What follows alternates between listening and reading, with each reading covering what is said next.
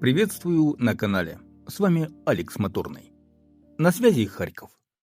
Как всегда, по понедельникам вашему вниманию новостной выпуск, в котором я рассказываю о главных событиях, происходящих в Харькове. Что произошло за прошедшую неделю, какие были новости и какая сейчас обстановка в нашем городе. Начну с погоды. Начало года в Харькове оказалось аномально холодным. Подобные морозы, как говорят в региональном гидромедцентре, не фиксировались почти 30 лет. Особенно холодно было 13 января. В некоторых районах температура опустилась до минус 20 градусов. Но уже на этой неделе наступает оттепель. Синоптики обещают плюсовую температуру, начиная со среды 28 января. Посмотрим, насколько это продлится.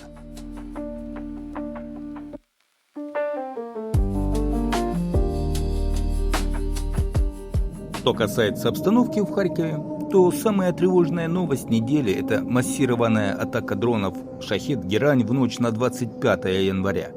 25 беспилотников за 2,5 часа нанесли удары по Харькову. Особенно сильно пострадали индустриальные и Немышлянские районы. По данным Горсовета, зафиксированы повреждения в 39 жилых зданиях. Пострадали 19 человек. Среди них 12-летний ребенок и беременная женщина. В домах выбито свыше 630 окон. Повреждены балконы, кровли, машины, а также роддом, общежитие переселенцев, медицинское учреждение и предприятие. В частном секторе Немышлянского района сгорел дом. Повреждены еще 13. И отдельно стоит упомянуть удар рядом с общежитием, где жили 48 переселенцев. Есть пострадавшие.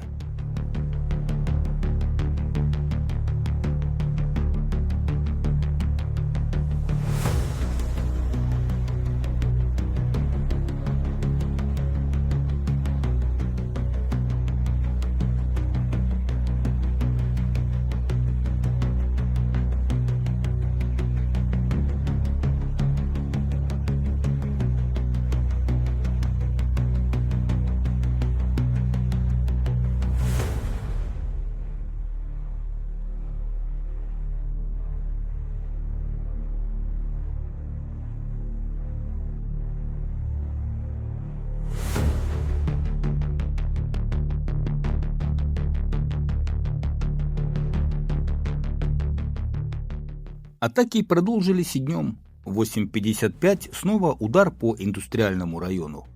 В полдень Слободской и Немышлянские районы. В одном из случаев пострадал частный дом. А около 16:10 удар дрона по многоэтажке. Видео с моментом удара появилось в телеграм-каналах. Видно, как дрон «Молния» подлетает к зданию, совершает маневр и врезается в стену.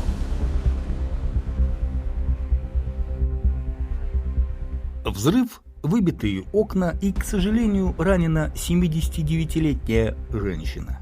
Она в больнице.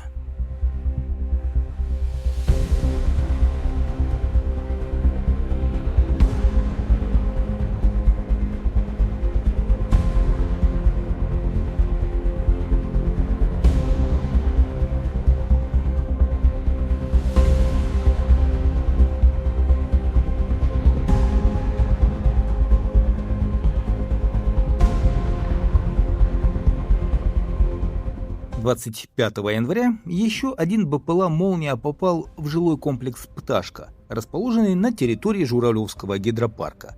Удар пришелся на верхнюю часть здания. Этот жилой комплекс попадает под обстрелы не впервые.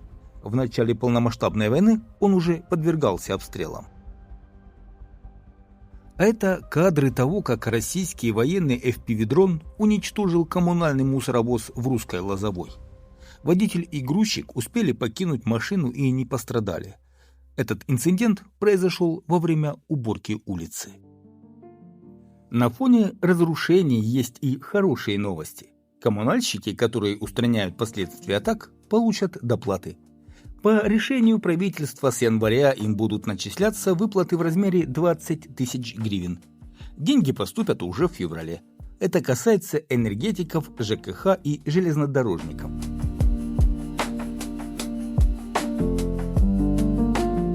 Помните, в одном из выпусков на канале я рассказывал про советскую символику на потолке вокзала Харьков-Пассажирский. Активисты требовали зарисовать советские картинки на потолке вокзала Харьков-Пассажирский. По данным активистов, советская символика все еще сохраняется в центральном зале железнодорожного вокзала Харькова. И вот Укрзалізниця ответила, что закрыла всю советскую символику внутри зала железнодорожного вокзала Харьков-Пассажирский. Обсуждается в Харькове и переименование Зоологического моста. Зоологический мост в Харькове предлагают переименовать в мост Соборности. Соорганизатор акции Владимир Чистилин рассказал, что прежде чем обращаться с предложением к местным властям, идею будут обсуждать с громадой. Мы хотим инициировать общественное обсуждение. Это было бы очень правильно, потому что это один из центральных мостов, который объединяет две части нашего города. Было бы правильно возвращать и давать какой-то новый смысл. По мнению соорганизаторов акции, такой вариант названия логичный, ведь мост расположен у площади Свободы и проспекта Независимости. Я не думаю, что мост должен называться зоологическим.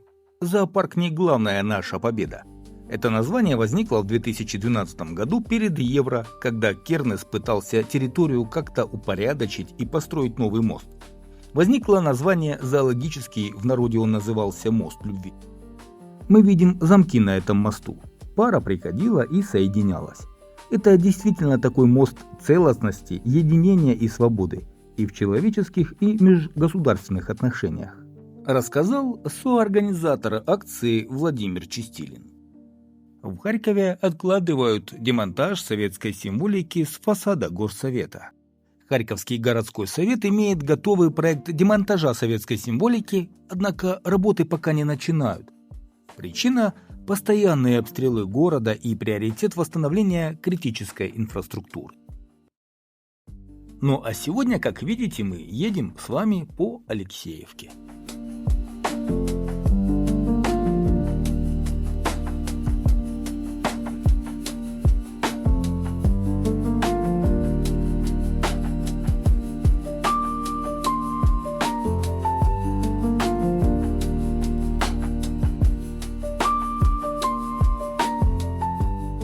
Несмотря на все, город живет.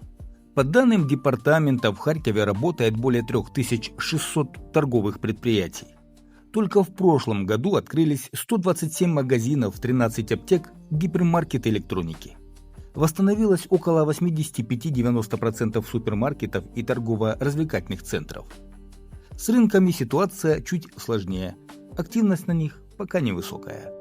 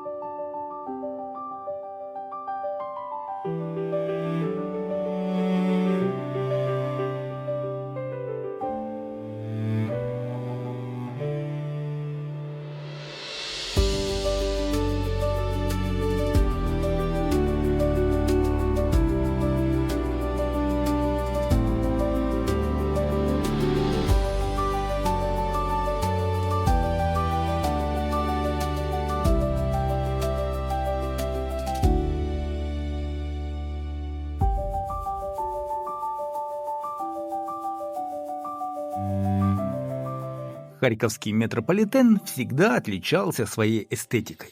Выразительные тематические станции, мрамор, гранит, мозаики, пространство силы и жизни. Вчера именно здесь зафиксировали мировой рекорд. Здесь расположен самый большой в мире ансамбль панно, исполненных в технике горячей эмали на меди. Искренне поздравляем художниц, организаторов и всех, кто был причастен к этому событию. Такими были главные и наиболее интересные новости этой недели. Делитесь видео, ставьте лайки, подписывайтесь на канал. Будем держать руку на пульсе вместе. С вами был Алекс Моторный. До новых встреч!